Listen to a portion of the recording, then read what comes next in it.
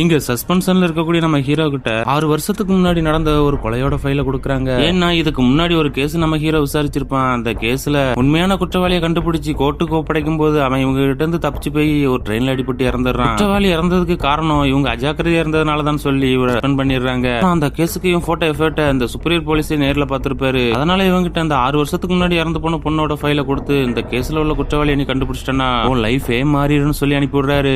நம்ம ஹீரோவும் அவன் கூட சஸ்பெண்ட் ஆன 3 பேரையும் கூட்டிட்டு அந்த ஊருக்கு போய் சேர்றாங்க. அந்த கேஸ பத்தின தகவல் தெரிஞ்ச எல்லாரையும் விசாரிக்க ஆரம்பிக்கிறாங்க. அந்த பொண்ணு படிச்சுட்டு இருந்த புக்கு நோட்டெல்லாம் வாங்கிட்டு வந்து செக் பண்ணி பாக்குறாங்க.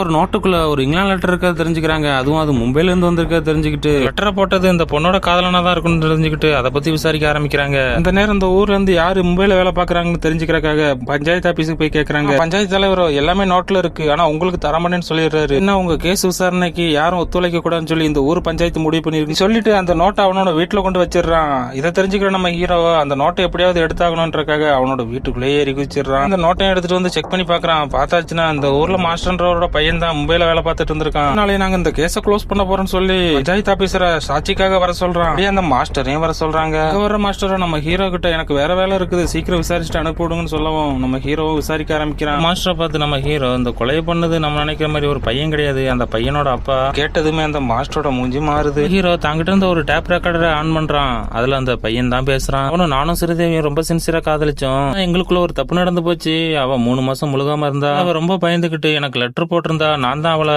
ஊருக்கு வெளியில வந்துரு நான் உன்னை கூட்டிட்டு போறேன்னு சொல்லியிருந்தேன். ஊருக்கு வெளியில நான் ரொம்ப நேரமா காத்திருந்தேன், ஆனா அவ வரவே இல்ல. அடுத்த நாள் தான் தெரிய வந்துச்சு அவ இறந்துட்டான்னு சொல்லி. நான் அவளை பார்க்க வரலான்னு தான் இருந்தேன், ஆனா என்னோட ஃப்ரெண்டு தான் வேண்டாம் உன் மேல சந்தேகம் வந்துடும் சொன்னதுனால நான் அங்கிருந்து திரும்பி வந்துட்டேன்னு சொல்றான். கேட்டதுமே இந்த மாஸ்டரோட முகமே மாறுது. கவனிச்சு நம்ம ஹீரோ அவருக்கு தண்ணியை கொடுத்து நீங்க எதுக்கு பதட்டப்படுறீங்க, உங்களுக்கு எங்கேயோ வேலை இருக்குன்னு சொன்னீங்களா, போய் பாருங்கன்னு சொல்லி அனுப்பி விட்டுறான். அப்படி அவர் போனதுமே நம்ம ஹீரோ கிட்ட அவங்க டீமால ஆதாரம் எல்லாமே இருக்குது, இவரை கைது பண்ண வேண்டியதான்னு சொல்லி கேட்கவும் நம்ம ஹீரோ நம்ம அவரை கைது பண்றதுக்குலாம் நம்மகிட்ட அதிகாரம் கிடையாது, நம்ம சுப்ரியர்ட்ட சொல்லிடுவோம் அவங்க பாத்துவாங்கன்னு சொல்லிடுறான். இவங்களுடைய சுப்பீரியரையும் வர வச்சு அவர்கிட்ட அந்த கேஸ பத்தி எக்ஸ்பிளைன் பண்ணிடுறாங்க. அந்த ஆபீசர் உடனே அவரை கைது பண்ணணும்னு சொல்லி எல்லாரும் கிளம்பி போறாங்க. அப்படி போகும்போது பார்த்தாச்சுன்னா ஊர் மக்கள் எல்லாரும் மலை நோக்கி போயிட்டு இருக்கத பாக்குறாங்க. உடனே நம்ம ஹீரோ எங்க போறீங்கன்னு சொல்லி கேட்கவும் அந்த மலை மேல ஒருத்தர் தூக்கு போட்டு செத்துட்டாருன்னு சொல்றான். உடனே நம்ம ஹீரோ பதட்டத்தோட அங்க ஓடி போய் பாக்குறான். பார்த்தா உங்களுக்கு இவ்வளவு நாளா உதவி பண்ணிட்டு இருந்த அந்த ரிட்டையர் ஆபீசர் தூக்கு போட்டே இருந்திருக்காரு.